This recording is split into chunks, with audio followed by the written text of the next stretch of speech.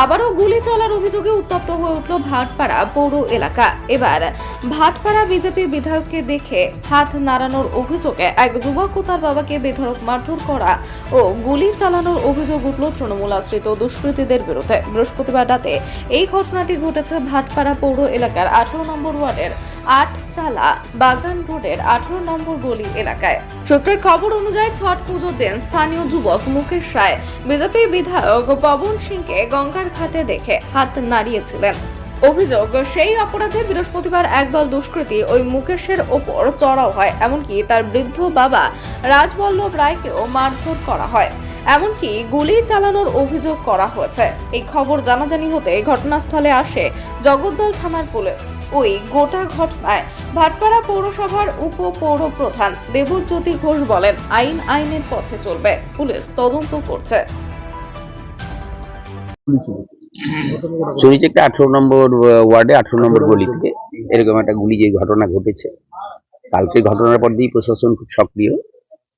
আজকের সকাল দিয়ে বিকেলে সিপি সাহেব এখানে সারাক্ষণ ছিল, তদন্ত করছে।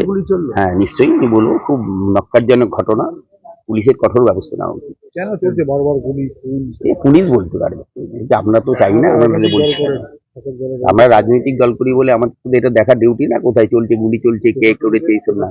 প্রশাসনের উপর ভরসা আছে, আমাদের প্রশাসনের উপর ভরসা আছে বলেই তো কালকে ঘটনা হওয়ার পর সিপি সাহেব উইদিন 15 মিনিটস এখানে পৌঁছে গেছে, সিট গঠন হয়েছে, ধরা পড়বে নিশ্চিত ভাবে। এগুলো কোনোভাবেই কাঙ্ক্ষিত না। অভিযোগ উঠছে আপনাদের কাউন্সিলরের ছেলের বিরুদ্ধে। অভিযোগ যার বিরুদ্ধে উঠতেই পারে, পুলিশ তদন্ত করে দেখবে, আইনের পথে চলবে। রমেশ সিং এর বিরুদ্ধে অভিযোগ। আমি বলছি যার নামই আসুক, আইনের পথে চলবে। প্রশাসন খুব সক্রিয়, এই ব্যাপারে কোনো রকম কম্প্রোমাইজ হবে না। জানাবেন ঘটনা সব জানানো হয়ে গেছে, সবাই আমরা ওয়াকিবহাল ব্যাপারটা নিয়ে। এটা দেখুন, এইসব ডিসক্লোজ করা উচিত না। বলছি আমরা আইনের পথে চলবে, কোনো রকম নাম যার নামই আসুক, কোনো রকম কম্প্রোমাইজ করা হবে না। বারবার এই নমিত সিং এর নাম কেন আসছে সেটা আমি কারোর নাম নিয়ে কারণ দেখুন ঘটনাটা শুনেছি, কতটা তদন্ত না হলে তো কার সত্যতা কতটা কে ইনভলভ সে তো বলা আগে থাকতে ঠিক না।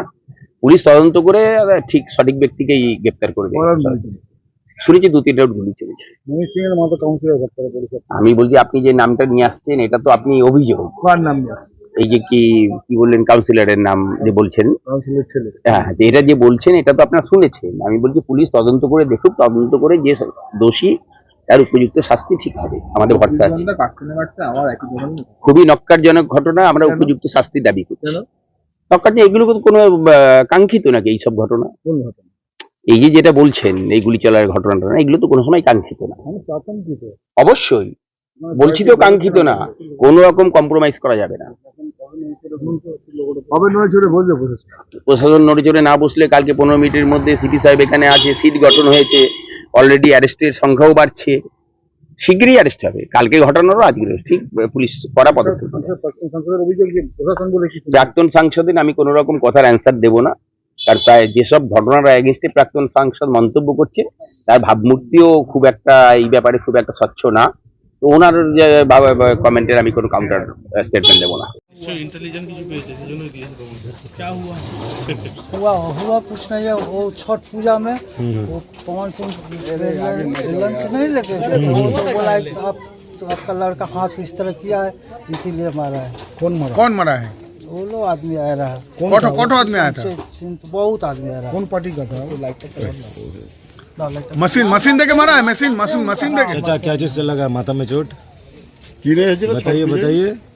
ছট পুজোতে ঘাটতে সবাই যায়, তো ওই পवन सिंह লঞ্চ নিয়ে যায়, তাহলে বলছে কি তোমার ছেলে হাত এইরকম পवन থেকে করেছে, হাত নাড়িয়েছে।